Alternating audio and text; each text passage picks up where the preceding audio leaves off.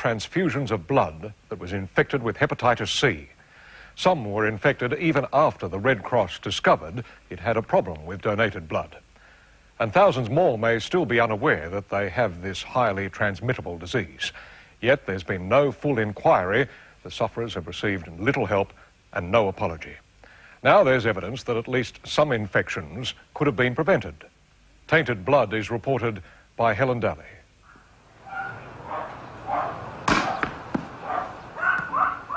"11-year-old Corey McCullough looks and plays like most normal young boys. How's that?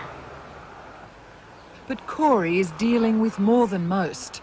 Unlike normal healthy boys, he has the potentially fatal disease that attacks the liver, hepatitis C. It's been a pretty bumpy ride. A bumpy ride, is it? Up and down. The best thing would be to get rid of the virus. Yep. Love to get rid of it and live a normal life instead of worrying about my liver. Corey was infected with the life-threatening hepatitis C virus as a newborn baby in December 1990.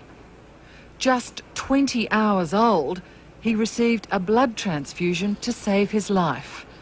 But it turned out to be contaminated with hepatitis C. I think I've been in shock pretty well. I think I was still in shock then. I'm probably even still maybe a little bit in shock even now, even though it's been so long.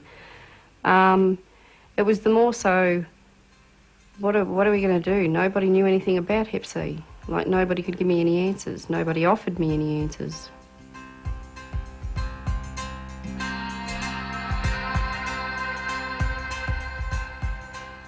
Hepatitis C is disparagingly known as the injecting drug users or junkies disease, since it's spread by blood-to-blood contact, mainly through dirty needles and syringes. But Corey McCullough embodies the medical tragedy of the estimated 10,000, possibly 20,000 Australians infected with Hep C contaminated blood during the 1980s. Some were even infected into the 1990s after screening for the disease was introduced by blood banks. People were infected by Hep C who weren't in high-risk groups, including women in childbirth and people needing blood during surgery. This is the single greatest medical disaster in Australian history, and we've had no inquiry and no special assistance for the victims of this tragedy. I think we should submit a petition to government for a commission of inquiry into our blood services. What happened to those trying to cope with a disease that can take 25 years to turn into liver failure or cancer is a scandal. The most common complaint is a total lack of sympathy. It's almost like you're ringing up your newsagent and asking where your Sunday paper is. You know, I think you probably get more from them. But the main issue here is, and I have to ask... According to this support group for sufferers, the Red Cross Blood Service has not been fully frank about tainted blood transfusions, giving little or no information to recipients of infected blood or blood products. Any legal action has been shrouded in secrecy clauses imposed by the Blood Service. So I just don't know where we can turn to, because I feel that they didn't want to know about this situation. And I really... it's for everybody. It's not just for my son. It's for everybody in our country who have been contaminated by this. Thank you. Sufferers say the Blood Service downplayed risks of infection even after first-generation screening tests were introduced in February 1990. According to many, they've had scant support in dealing with the disease they acquired from blood. You found out in 93. Yep. Did the Red Cross ever offer you any counselling? No. Did the Red Cross ever offer you any financial assistance? No. Did the Red Cross ever offer you any medical assistance? No. There are allegations too that the program specifically set up to trace suspect donors and infected blood, called Look Back, is flawed. Despite assurances from the Blood Service, Lookback has not contacted all people given contaminated blood. There are also claims it cannot accurately trace all suspect blood donations. If I can find these records, why can't they? Well, it took me so long to get it, but I found it, and I've got a letter from them saying you weren't transfused, and I've got records from the hospital to say I was. Some sufferers have gone for years not knowing they contracted Hep C from blood transfusions, so losing the opportunity of receiving treatment while possibly infecting those around them. Had I not found out for myself what the problem was, I'd be putting everyone else at risk in the community too. Were you worried in that period when you did find out whether you'd given it to your family or what? Absolutely. My wife had to go off and be tested, and thankfully she came back negative. And that's a terrible thing to do to a person. What's always concerned us about hepatitis C, and in particular blood transfusion-related cases of hepatitis C, is that there are probably still hundreds of individuals who don't now know that they've been infected. The Red Cross Blood Service still prefers to avoid public scrutiny and deal with media questions on this whole episode by ignoring them. The Red Cross Blood Service refused to be interviewed for this program. The attitude of the Red Cross was to put down the shutters and try and downplay the claims being made by claimants and to some extent to hope that it would go away. It hasn't gone away. It's been an ongoing problem for them. There are concerns too that before the specific hepatitis C test was available in 1990, most Australian states except Queensland failed to implement other tests, such as one called the ALT liver function test, that could have prevented some hepatitis C infections. At the end of the day, the clear evidence now is that judgment was wrong. One of the cruelest blows, say many of those infected, is that the Red Cross Blood Service has never explained how such a tragedy happened to them. Oh, I'd been swept under their carpet and forgotten about. Sue Bell, who got a Hep C infected blood transfusion after giving birth in August 1991, feels let down by a service she trusted. Her transfusion was a year and a half after screening began. Somehow, infected blood still slipped through. You've heard nothing from the Red Cross? Not directly, no. No explanation? No. No apology? No. Nothing? Nothing at And all. how do you feel about that? Oh, I feel a bit sad in a way that they can't, if nothing else, just apologise for if it was a mistake, a hiccup, whatever terminology you'd like to use, that they can't just sort of ring me or write me a sort of a sorry letter, if you like, because it has changed my life. In January 1992, the Blood Service conclusively established that the donor for Sue's transfusion had been hepatitis C positive. But Sue wasn't contacted till March 1993. That was 14 months after they knew her donor was infected. My then surgeon had called me up to ask me to come and have a blood test, just as a matter of course. And after the results had come through, he rang me up and said that he had been notified by the Red Cross that the donor of some of the blood that I had received was hepatitis C positive, and that they were just tracking back who had received his blood, and I was unfortunate enough to be one of the recipients. Sue still has the virus, but fortunately no symptoms. Having this thing hanging over my head for the rest of my life, it is a bit unnerving and upsetting at times.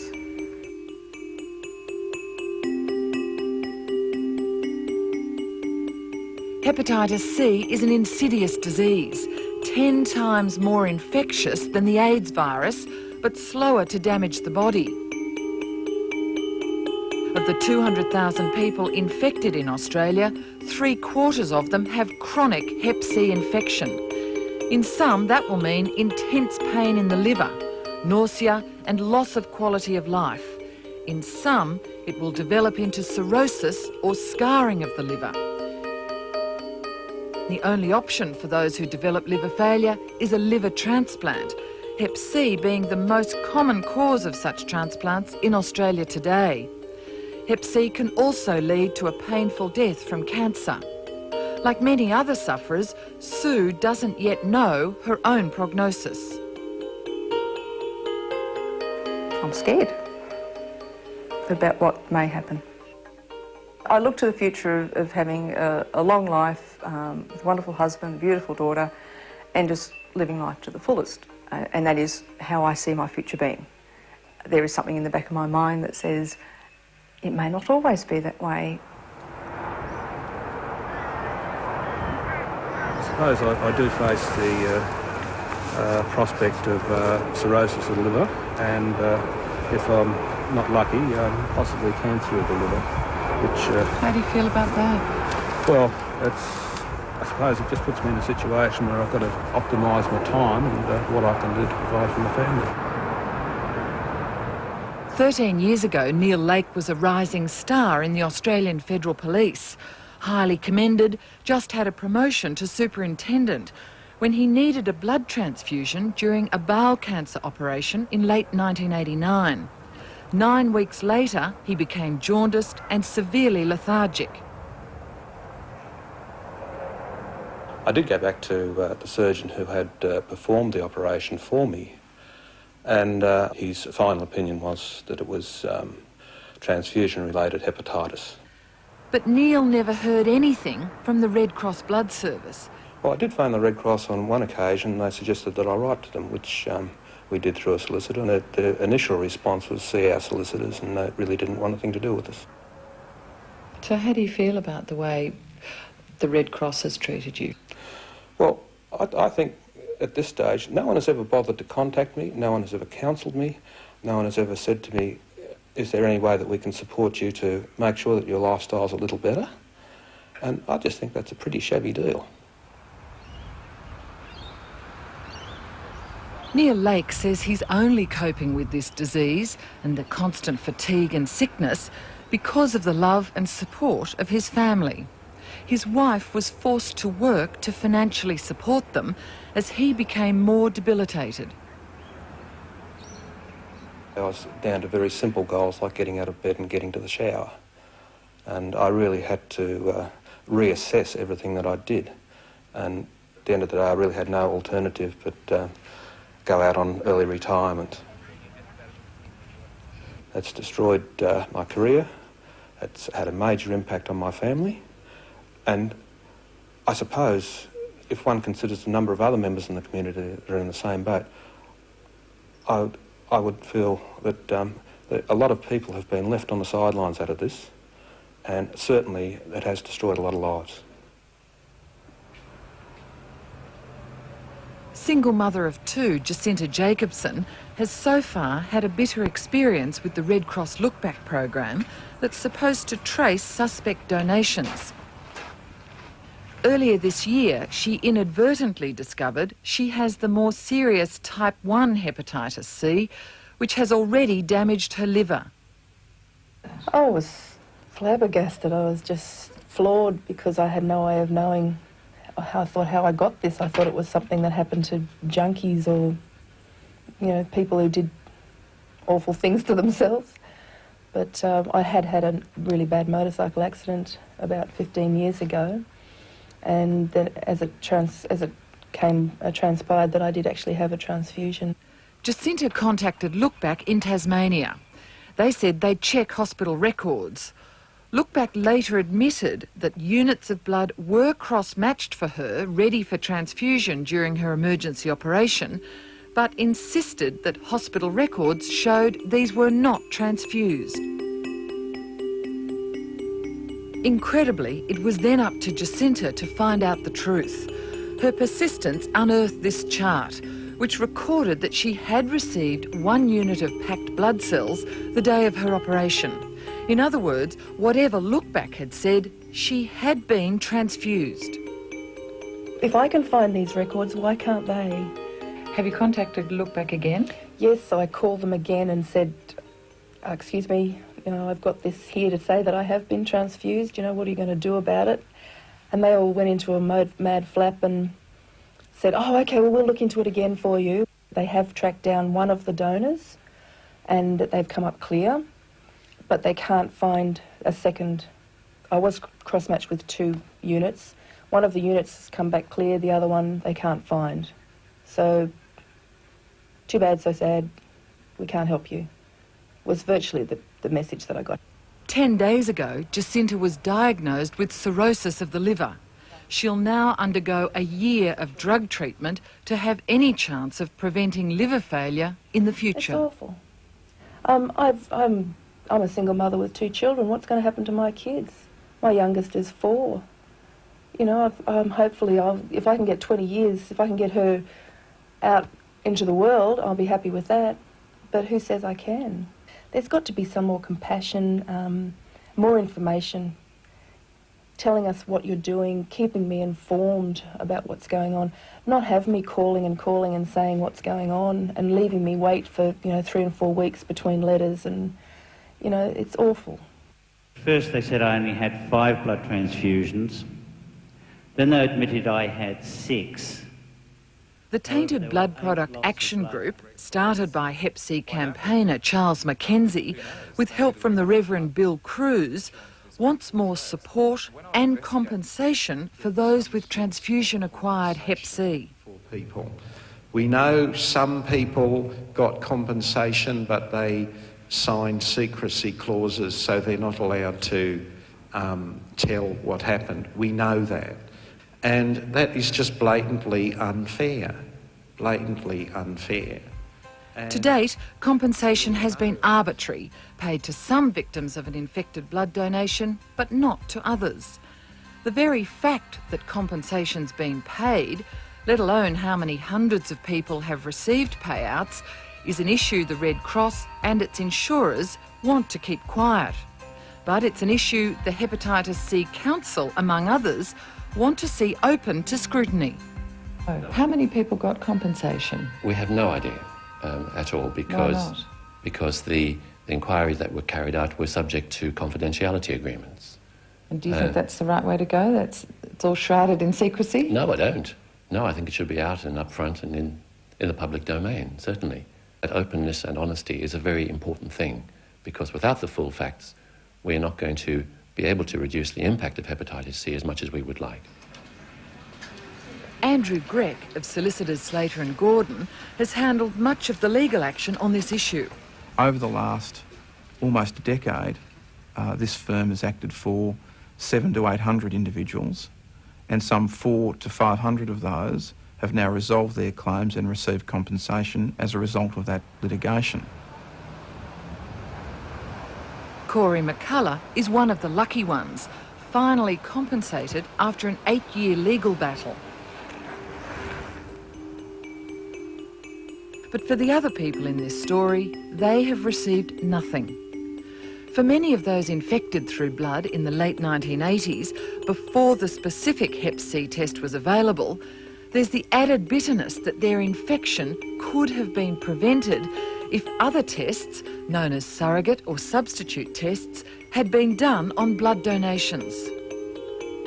What had happened in the United States from as early as 1982 and across the country of America from 1986 was the implementation of substitute tests, a combination of markers that would look for signs that someone has a virus like hepatitis C. And they were said to decrease the incidence of post-transfusion hepatitis C very significantly. They weren't used. So it is my understanding from expert witness from around the world, and in fact from information from several commissions of inquiry from around the world, that there were very real tests and very real opportunities to reduce the chance of me getting it. Do you think Australia should have adopted the surrogate marker tests, at least when the United States did in 1986, to try and reduce transfusion-acquired hepatitis? I know at the time I wish they had. But it's, you know, I'm a liver specialist. I see people with liver disease, and my brief is to, you know, look after them well and ideally to prevent this sort of problem. So I do have a bias there. Your view at the time? My view at the time is that I would like to have seen that done. The problem, of course, was that would have meant about 15% fewer blood donations, and I know that the balanced judgment of the blood bankers was that would put a real strain on blood supply. And so, you know, as a community, we have to balance risks of blood transfusion versus the importance of having blood there if we have a car accident or a big operation. The incidence of hepatitis following blood transfusion was very, very much less in Australia than it was in America. And also, at that time, the disease was agreed by everybody to be extremely mild. Dr Gordon Archer was director of the New South Wales Blood Service up until the early 1990s. He was just one of a number of senior health decision makers on blood issues in the mid to late 1980s. In 1986, we had the feeling that Australia didn't have the problem as they did in America, and that maybe surrogate testing may not be any use. So the decision was made, rather than introduce any ALT testing at that time, maybe we should do another post-transfusion hepatitis study. Was there a worry about losing donations? Of course there was, because it was just at the end of the AIDS time and we were extremely short of blood. So I guess what you're saying is it's really a constant juggle between the need to have blood but the need to reject some blood because it might be carrying a virus. That's right. That's the position at that time. The study took almost 4 years. So did that show that if you had done an ALT surrogate test on those donors, you may have prevented hepatitis C infections in 3 of the 4 cases? I'm not going to answer that question. That's an unfair question. Why is that? I'm just trying to say, what did that show about the value of ALT tests? No, I can't answer that question. I can't. You can't love that on me. The ALT test... What you're trying to get me to say is that we should have been ALT screening, and I honestly don't believe that. I think we had to do the survey, and what we would have decided after the survey was finished, who knows? You know, you could predict that you might, but who knows? That judgment was wrong. The clear evidence is they had an opportunity to prevent people from being infected with hepatitis C, and they made, in my belief, a genuine but nonetheless wrong decision not to introduce those tests, and as a result of that decision, hundreds and potentially thousands of Australians have been infected when potentially their infections could have been avoided. Do you think you and other health senior managers have to wear some responsibility for those people having got hepatitis C through blood transfusions? That's an unfair question to me. My answer is strongly no. I think we had the interests of our donors and the interests of our patients at heart, and we tried to do the best thing we could. I had a major motorcycle accident at the end of 1983, August 1983, and my blood pressure was 60 on 0 when I arrived at the hospital, so I was practically had bled to death. So yeah, I required quite a few transfusions in. Those transfusions saved Michael Pollock's life, but he believes they also gave him hepatitis C. Michael didn't become aware he was infected until he tried to donate blood in 1990. And what happened then reveals another alarming aspect of this tragedy. After giving blood in 1990, Michael got a letter from the transfusion service telling him he could be carrying the Hep C virus. But incredibly, he was invited by the blood service to keep donating his infected blood to be made into plasma products that are used by haemophiliacs and hospital patients. They gave me a donor card and asked me to donate again at 3 months and 6 months. So just a minute, this is the Red Cross. Yeah. They've found out that you are hepatitis C positive. That's correct. And they give you a donor card and encourage you to come back and donate blood. Yes, they did. And they said they would make it safe. Okay, they have ways of killing the disease, and they would use products to make other things. They would use my blood to make other products. This practice of collecting Hep C infected plasma no longer happens, but the Red Cross Blood Service continued to collect it until possibly the end of 1990. Well, the policy at the time was that plasma goes to the Commonwealth Serum Laboratories. They make fractions from that, heat-treated fractions, immunoglobulin fractions, and then they come back to the blood banks for distribution. It's not blood that goes there, it's plasma. The plasma is treated by chemical means, so there's absolutely no risk of virus transmission from those products. Michael says he donated his infected blood plasma into the early months of 1991. Did you stop donating blood yourself, or were you asked to stop by the Red Cross? I stopped. I had their assurance that everything was okay, but as I said, it just didn't sit well with me, and I thought less infected blood going out into the system may help, so I stopped after the 6-month donation. When Michael's letter was revealed in newspaper articles earlier this year, it sparked a federal government inquiry into this very practice. That inquiry is due to report by Christmas. But according to many experts, the practice of collecting Hep C plasma for use in the blood supply system would never be acceptable today because it would totally contravene all blood safety guidelines. You know, in the healthcare system, in any sort of system that involves human beings, there's potentially an error that one would not like any, infected unit of blood in the system, whereby it could be accidentally mislabelled and, used, etc. So I think a safety is, to really start at the beginning and not let any infected blood into the system.